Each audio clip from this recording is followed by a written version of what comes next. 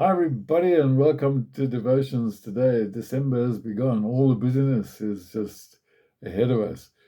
Well, Friday was the 1st of December, and the 1st of December is World AIDS Day.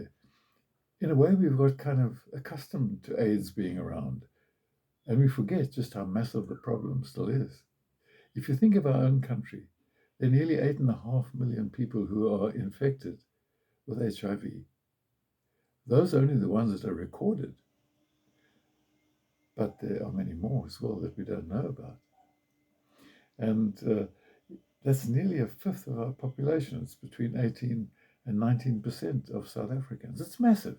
It's huge. And KwaZulu-Natal is the worst province. The area that we live in, these beautiful valleys of 1,000 hills, they are infected with AIDS through many people who have this infection in those communities. We thank God for the Hillcrest AIDS Center. I was there on Friday and just joining in together in the events that they were having on that World AIDS Day. And wonderful to see the workers that are there, the commitment, the hard work, tremendously hard work. Fundraising is a massive thing because AIDS is not so much a popular destination for funds anymore. And so we need to support as much as we can through our prayers, through our support, and in whatever way that we can to be able to encourage that work at the Hillcrest AIDS Center. You know, AIDS affects every single part of life.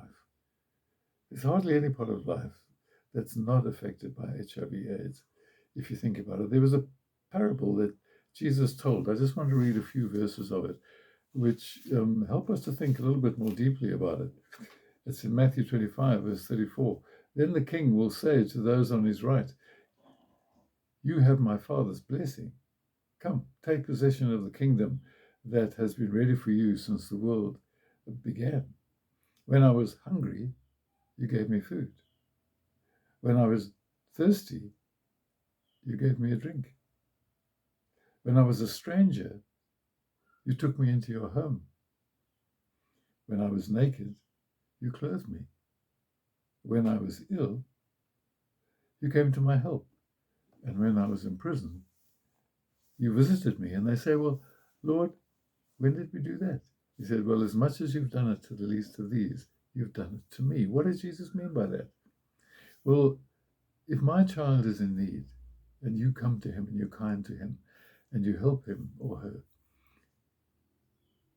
you're not only being kind and loving towards that child, but you're also showing kindness and compassion to me because of my love for my child.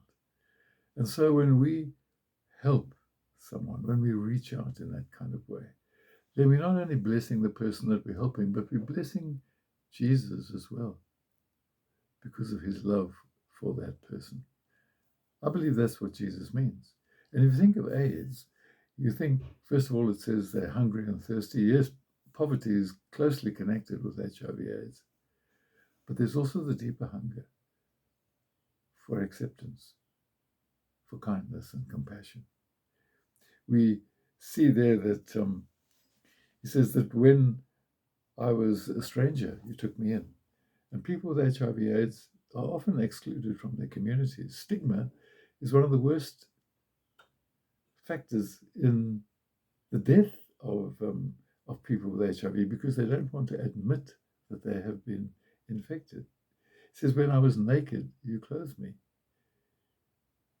Yes, there's the poverty that's involved and perhaps lack of proper clothing, but also there's the nakedness of having yourself exposed. Once people know that you have HIV/AIDS, the immediate question is, what did you do wrong? Many people have AIDS innocently, not their fault at all. But people perhaps who have had, not the right kind of lifestyle would be exposed. And our task as Christians is to cover that exposure.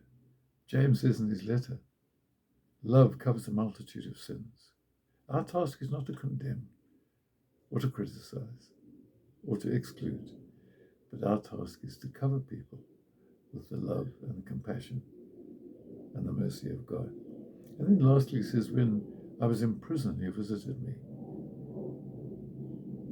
Well, this is not necessarily a physical prison, but nevertheless, AIDS is imprisonment because it's a life sentence. Even though we have wonderful medication now that can keep people going and give them a full life, the fact is that the reality of HIV is always there, and it's something that they have to be conscious of and be taken care of all the time. And so there's this multitude of needs that are associated with HIV, and we praise God for the work of Hillcrest AIDS Centre and other centres like them. Let's keep them in our prayers, and when we can, let us support them in whatever way we can. May God bless you as you go into this new week. Cheers for now.